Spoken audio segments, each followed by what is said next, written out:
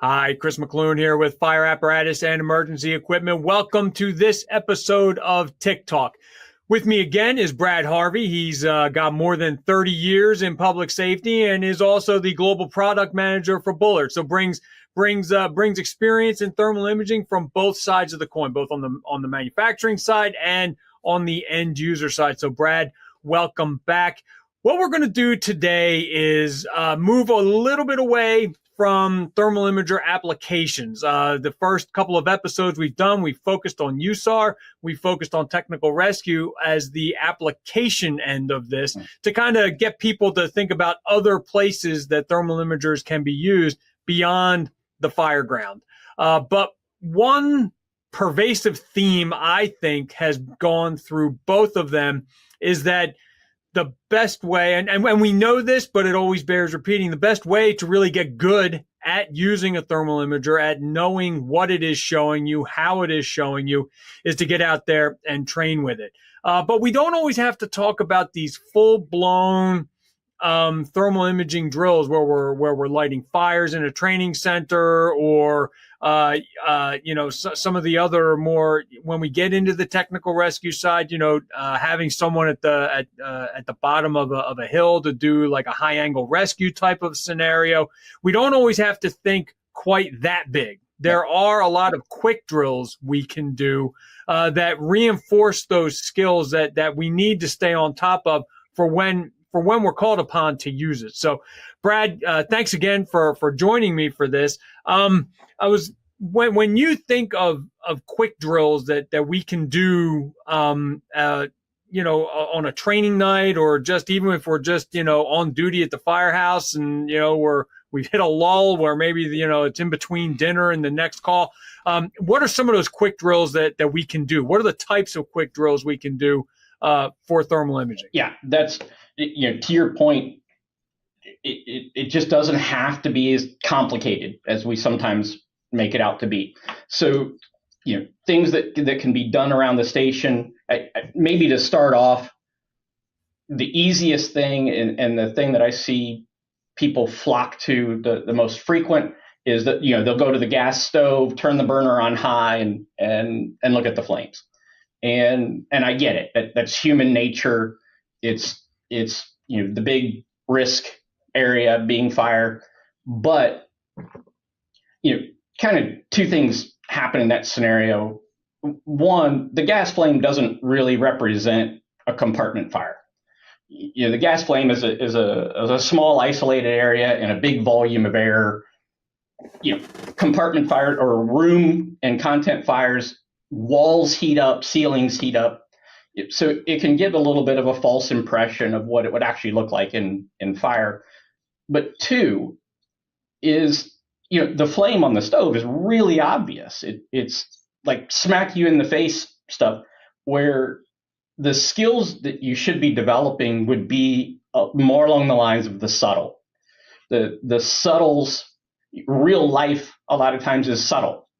And as we've talked before, sometimes thermal imaging is about detecting anomalies. It's the thing that looks weird or doesn't look normal, worthy of investigation. And a lot of times those things are subtle.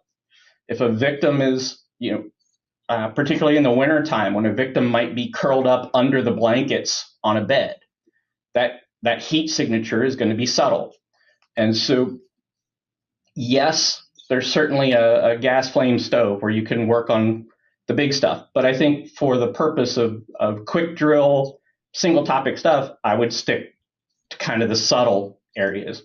One of those that jumps to mind that's kind of easy to focus on is the circuit panel in the station. So wherever your fuse panel is or what have you, if you've got a dryer or some type of large current draw device, so if you got a clothes dryer or a gear dryer, turn that on, but then go to the circuit panel and look at what the circuits look like.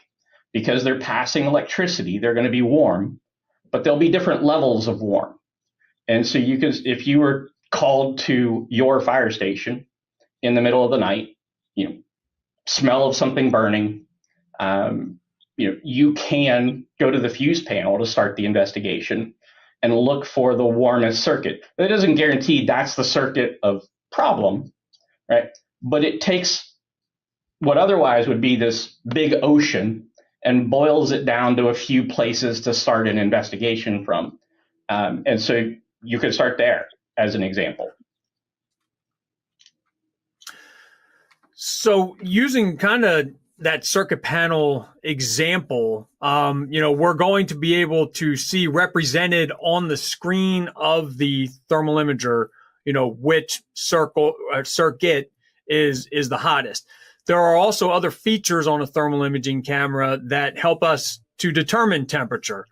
So you could actually take the thermal measurement feature and pointed at that particular circuit to kind of get an idea there as well, because there would be it might just normally be a little warmer than everything else. But talk a little bit about the thermal or the temperature measurement features of a thermal imager and how we can incorporate temperature measurement into these quick drills as well. Is there a quick drill that comes to mind for that? Yeah. So the thing to keep in mind with temperature measurement is it can be pretty accurate and it can be pretty inaccurate at the same time. There's lots of things that go into how information is measured by the imager and then reduced to a single digit temperature reading. And so, yeah, to your point, you could use it at the circuit panel, but it's unlikely to give you any helpful information there. What you're looking for is the warmest circuit to start the investigation. If you want to show, and I think it's worthy of reinforcing to people, how temperature measurement can be misleading in some ways, is a real simple example is to put a shiny pot on the stove, put water in it, start boiling water. You can also then turn a burner on beside the pot with nothing on it. Once the water comes to a boil, if you lift the lid and look at the water with the thermal imager, you tend to get a fairly accurate reading. It's probably going to read 210 or 220 Fahrenheit, somewhere in there. The pot is at least that hot in order to get the water that hot. But if you were to take the thermal imager down and look at the side of the pot that's shiny, you're going to get a much lower temperature. It's probably going to read somewhere in the 90s to 100. Because what it's doing is it's reading a reflection off the shiny pot. So it's giving you the temperature of the room, and that temperature is skewed by the temperature of the pot to give you kind of the read. If you swing around to the side of the pot, though, so you're seeing the reflection of the other hot burner, and you're seeing it in the side of the pot, you're going to get a temperature reading that's going to be 800-900 degrees. So it's a quick little experiment that you can do right on the stovetop with just boiling water. None of this to say that temperature measurement is useless. It's accurate when you're looking at the water. But as you move around, it can just be skewed by things. And I think it's important for people to just keep in the back of their mind. So we talked about getting into that more investigative mindset through different quick drills that we can do. And also just, and I think that's really, really important to talk about, it's not that the temperature measurement is necessarily inaccurate. It's how it's reading the temperature of things and how, how you really need to be aware. A lot of this is awareness, right. Especially when we get into, what it is you're looking at on the screen and things like that. So definitely there are things to build on, and you have to, and, I think that the temperature measurement stuff that you just described plays into that investigative mindset where, you're not just going to point it and say, okay, that's 90 to 100 degrees. That's not it, and then you have to keep following up with other steps in the process to really figure out what it is that's at hand there. And so, any drill that we do, many times we're taking steps towards something else to build upon the drills that we've already completed. And so what are some of those other drills, quick drills that we can think about doing? And then we can get a little bit into, just how much setup is there, and how much cost is there in doing these things. Everything you've described so far is, free just about, outside of paying for the water to went into the pot. Yeah, and that's kind of, I think, where the focus of at least this conversation should be. Is you open great, saying that we often make it a production, and it doesn't need to be a production to be valuable. In fact, even the creativity in creating a free drill, if a firefighter were to think through, hey, what could I do today? Just the thinking process of what might be an effective drill helps to build thinking about thermal imaging and how it works. But another example. So it's been a frequent maybe area of confusion as to how the technology works going back years. But you will often hear firefighters describe lag in an image or image freeze. I've had quite a few firefighters explain the experiences. Oh, I was moving too fast with the imager and it couldn't keep up.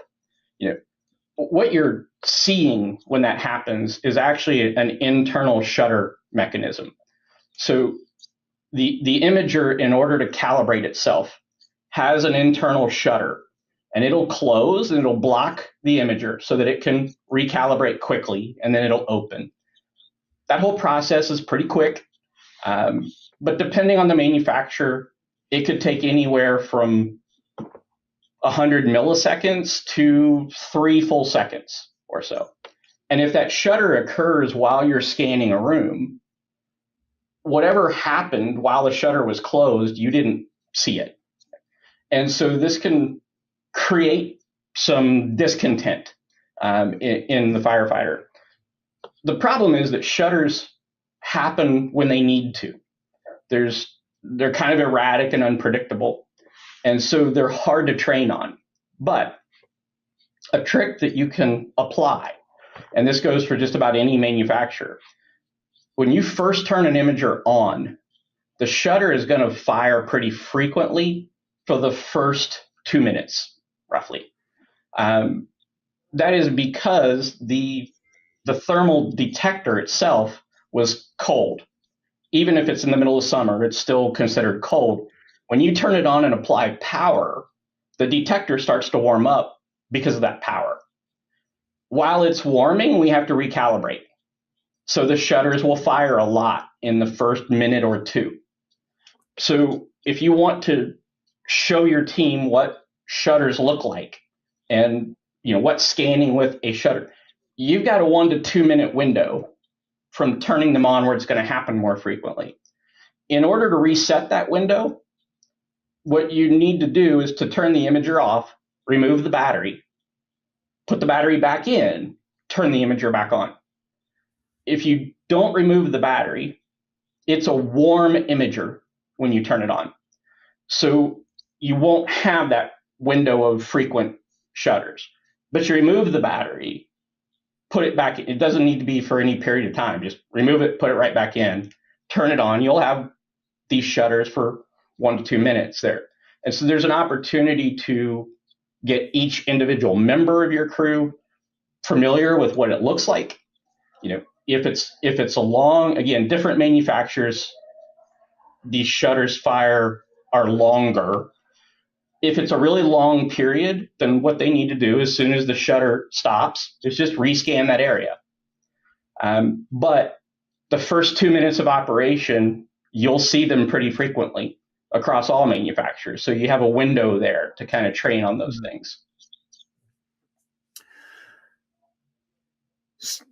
We've talked about, you've given us a couple of examples of how to set up a quick drill, but not everyone, is always thinking along those same lines. Obviously you want variety. You don't want to be repeating the same one over and over again. So is there, are for those who might need help, generating these quick drills, planning them, setting them up, is there anywhere that people can go to, I guess sort of get tips on how to run one of these? Yeah. So a great resource is just thermalimager.com. It's fairly, unbiased, straight down the road, just information about thermal imaging. There's several articles about these types of things. And as I said before, I would encourage people to think creatively along the subtle side, right? And so firefighters are quite inventive people. Just give them a few minutes. They can start to think on their own about what would create subtle temperature differences, and then let other people come into the bunk room as an example to try to detect the thing that you've created. So to your point earlier, it doesn't have to be a big production. It doesn't have to be complicated. But I think you first have to kind of wrap your head around the fact that some of the best training occurs in that subtlety area. You're trying to teach people to detect anomalies. And that's where you're going to find victims. That's where you're going to find information in your investigation, smells and bells. It's what's going to get you back to bed quicker at 2 o'clock in the morning, is going to be the ability to detect and investigate those subtleties. What we've talked about during this episode has, quick drills, but they are planned drills. But there's a lot of times, I can think of, times I've just, I've been down at the firehouse doing anything. It could have been washing my gear and waiting for it to get through the washer so I can take it out and hang it up to dry, or put it in the drying cabinet. It could be that I'm just down there, over at our air unit, filling bottles or filling the cascade of the air unit, which takes some time. But it's those kind of times where, just thinking about the air unit, I could take a thermal imager out and just, be looking at the compressor and seeing the heat differences just within the compartment. I could step outside and start. So I know you've touched on it a couple of times in the episodes that we've had, but talk about some of those things. They don't even necessarily, we've talked about quick drills here, but they don't always have to be even an organized drill. It could just be getting the thermal imager out and just looking at it and using it and remembering, the questions that you have about what you saw on the screen. Just talk about some things people can do just on their own when they have a second. So your example of filling an SCBA cylinder is great for a variety of reasons. Anytime you compress a gas through an orifice, it gets hot. If you decompress it through an orifice, it gets cold. These things are legitimate ways of even reading the status of other firefighters. You're in a structure fire. The primary pressure reducer on all the SCBAs will get cold because it's doing its job of decompressing gases. If a firefighter has a really, really high rate of breathing, which does not imply they're out of shape, like Lance Armstrong had a really, really high rate of breathing. He had huge lung volume. That would make that pressure reducer even colder. And so just that experience of filling a bottle, cracking it, letting it bleed a little air, you can watch the temperature change on the thermal imager.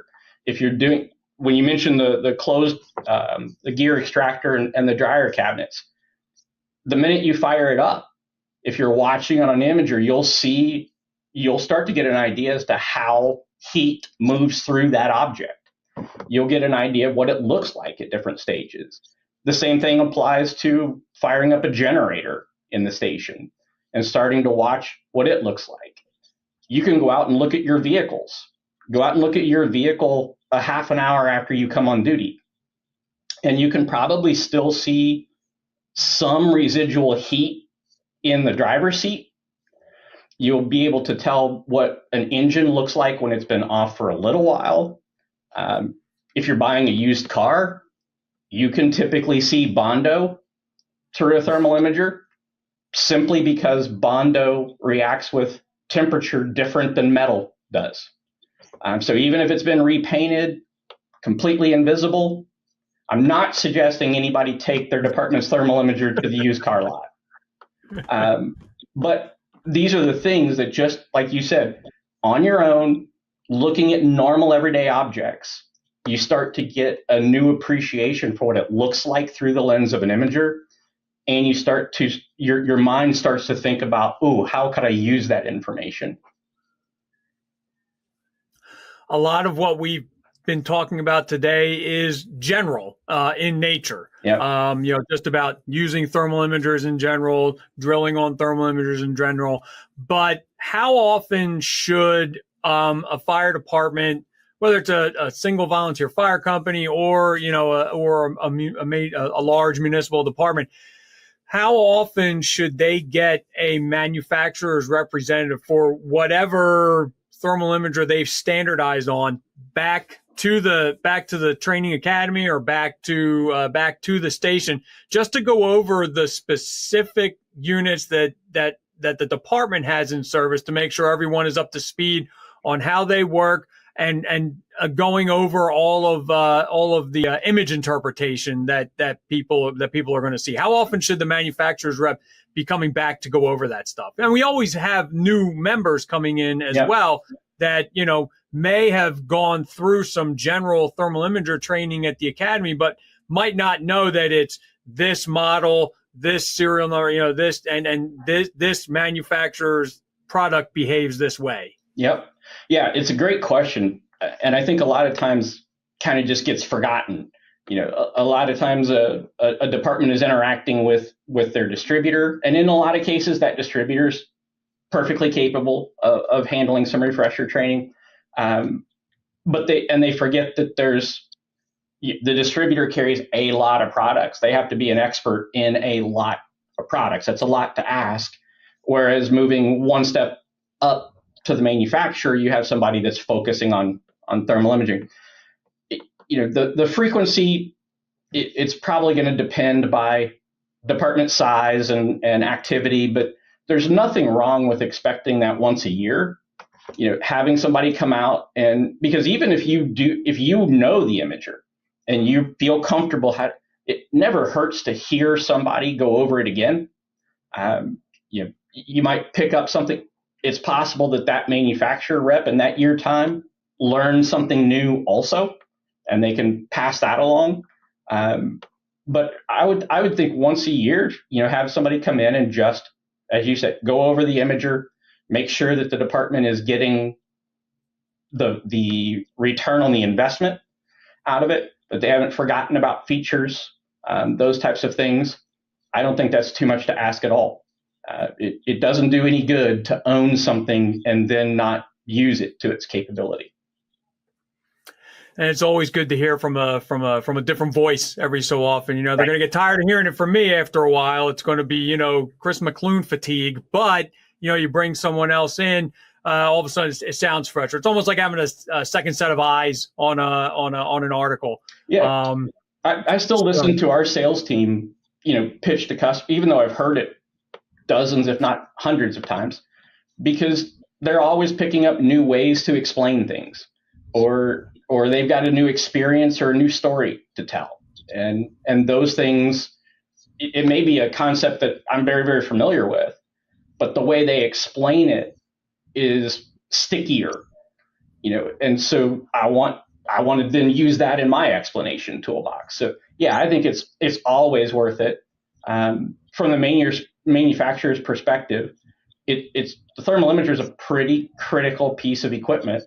There shouldn't be any resistance on the manufacturer side to come. I'm familiar with almost all of the manufacturers in the space, right? They all have a heart for the fire service. They all, should want the same thing. And so I think none of them would bypass the opportunity to come out and spend some time to make sure that the department is getting the maximum use out of it. All right. Well, we've again covered quite a bit of territory. Again, today we kind of deviated from the application of the thermal imager to some things that we can do to make sure that our skills are up on it. So again, Brad, my thanks to you for joining me today. If you would like to see previous TIC Talk episodes, they are all archived at fireapparatusmagazine.com/podcast. So again, this has been Chris McClune along with Brad Harvey. Have a good one, everyone, and stay safe. Thanks again, Brad. No problem.